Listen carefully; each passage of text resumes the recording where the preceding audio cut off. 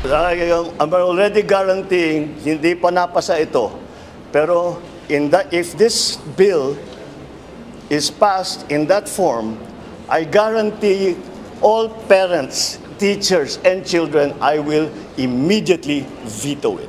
Nagbanta si Pangulong Ferdinand Marcos Jr. na i-veto o hindi aaprubahan ang panukalang Prevention of Adolescent Pregnancy Act of 2023 na bersyon ng Senado kung ito ay lulusot bilang pinal na panukala ng Kongreso.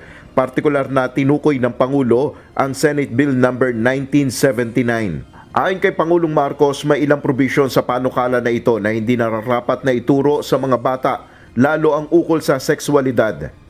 I was shocked and I was appalled by some of the elements of that, because this is all this woke that they are trying to bring into our system.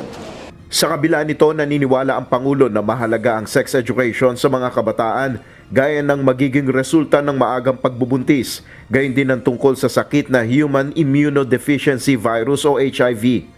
I remembered our sex education when I was in school. At ang itinuro sa amin ay anatomy. What is the anatomy of male and female reproductive systems? Naalala ko pa, nanood kami ng video ng mga cell na nagdi-divide para maging baby.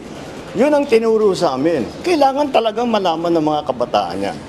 Ayon naman kay Senator Riza Ontiveros na isa sa author ng panukala sa Senado, bukas siya sa pagsasaayos nito.